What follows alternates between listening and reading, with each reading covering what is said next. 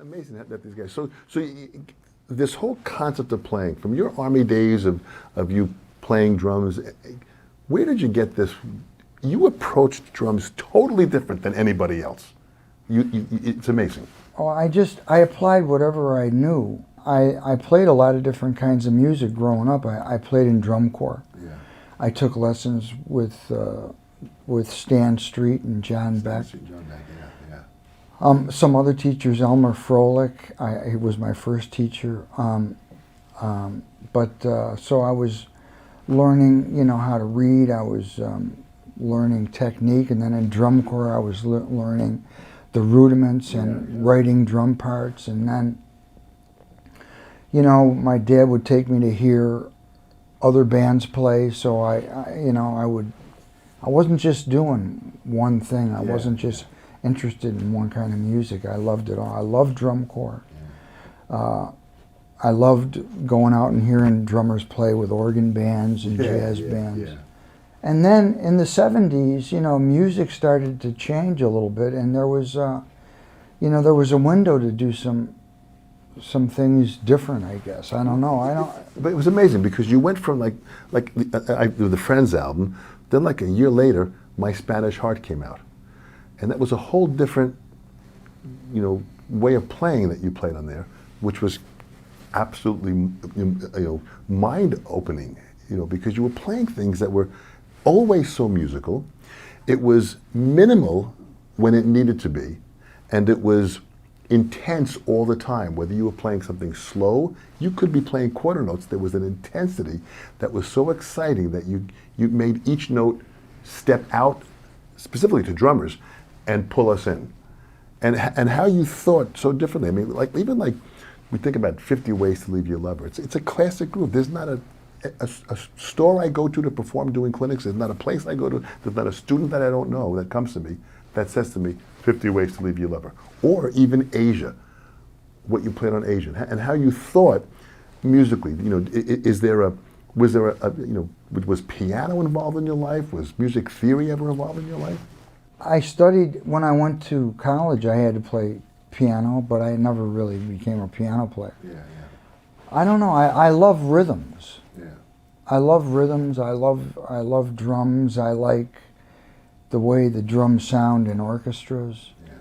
I like the way they sound when a guy's playing a set of drums. I just get drawn into, that instrument. Yeah. And not just one way of playing the instrument, but I love all the different ways and all the different sounds. Yeah.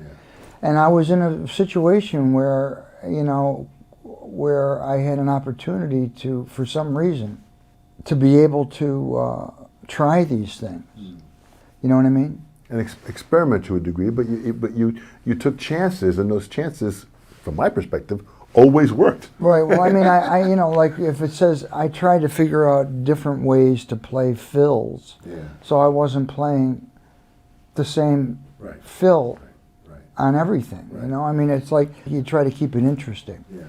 And so in trying to do that, you learn, you learn how to practice, and I learned to try, like one thing as many different ways as I could, you know what I mean? It's like, so if it was like,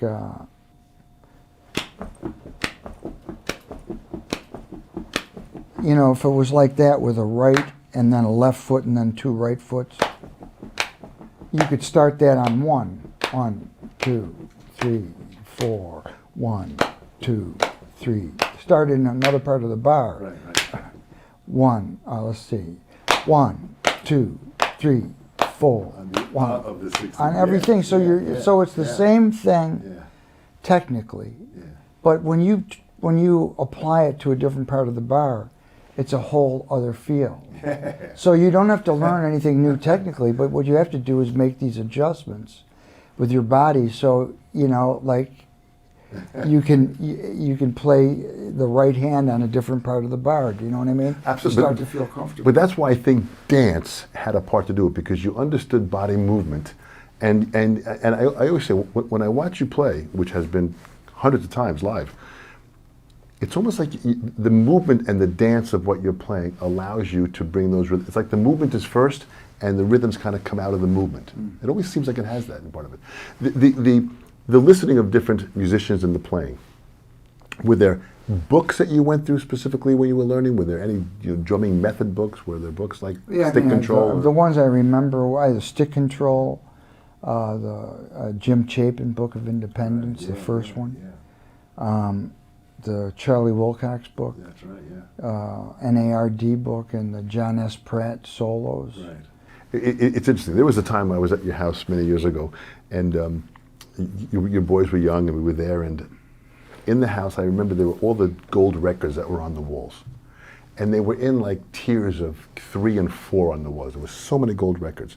I was holding your youngest son, Carlos, and Carlos, we were kind of bouncing him around out of the crib, and many years ago. And when I was watching the gold records, I couldn't believe how many of them I knew that you played on. And I'd see, Barbra Streisand, Guilty, and I'd see all these different, and then I couldn't believe how many of them that I didn't know you were on. And it was amazing just the amount of artists that you have connected with in your lifetime is almost incomprehensible, from everyone around the world. Is there any one that sticks out? I mean, I think of, Sinatra, L.A. is my lady, all the Quincy Jones. Is there anything that sticks out to you that you look back and say, wow, that was an interesting date? I mean, there's so many I look back on and say that. I think back about an incredible ride that I've had. I mean, I don't know how it happened. With your life, it seems like there hasn't been any plan. Many other musicians who were struggling and trying to make it, try to plan their lives. And maybe the part is just to play music from the deepest core of who you are and let nature take its course. I mean, that's kind of where you went with this. Yeah, you just find something you love and do it the best you can. Yeah. And that's what I did, and everything worked out, You seem to take things almost to a spiritual level. What I mean by that is that when you're playing in a band, it's like the attentiveness to listening in the band and being so respectful not to step on someone else or to play a part that would work. There seems to be this incredible energy that happens in every gig you play. Every time I've heard you play, that same formula seems to be there. Incredible respect for each musician on there, always listening to every single, it's almost like you have this uncanny way of being able to hear every musician playing every note all the time in the band. It's like you have this development to be able to take it in. How, is that something that you're conscious of, or is it something you work on? I mean, I listen. I always listen, you know what I mean? And I think it's important for, to play with people that you feel are listening. And when you surround yourself with those kind of people, then it's not about, you don't have to shout over somebody. Right. You can leave space and let someone else have it, and know that at a certain point, like, there'll be room for you if you want it. You know what I mean? It's like, but it's nice to play with people like that. It seems like you always have. You always have. Even the current band that you have right now, from what I understand, you just got back from Australia, a few weeks ago, and drummers that were there that heard you play with the band, a lot of them emailed me and texted me, and they were so excited. And they said, just when you were playing with the band, you were like inside the music.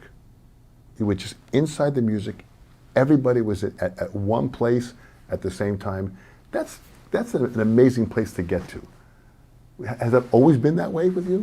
No, I mean, it's not always that way. I mean, that's something that you strive for. Right. Some situations get there and others don't. Yeah. But there's a lot of variables too. I mean, you're dealing with different rooms that you're playing in. You're dealing with sometimes different instrument that you're playing. I mean, it's like, so it can't. You try. The one thing that's consistent is how hard you work to make it happen. Right. You always do that.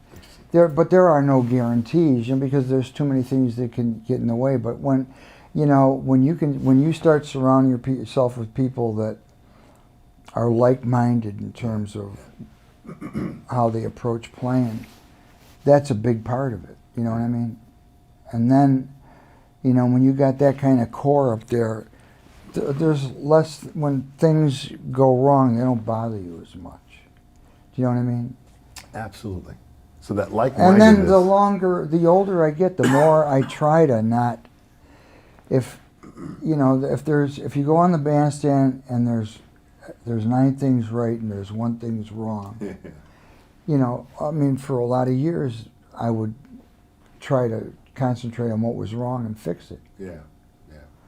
But I think the better way to do it is just concentrate on what's right, and the thing that's wrong, the next time it won't be wrong. You know what I mean? You know what I'm saying? You can mess up a show by, or you can not enjoy a show as much by not appreciating how many people stood up and just concentrating on the one person that just sat there and didn't clap.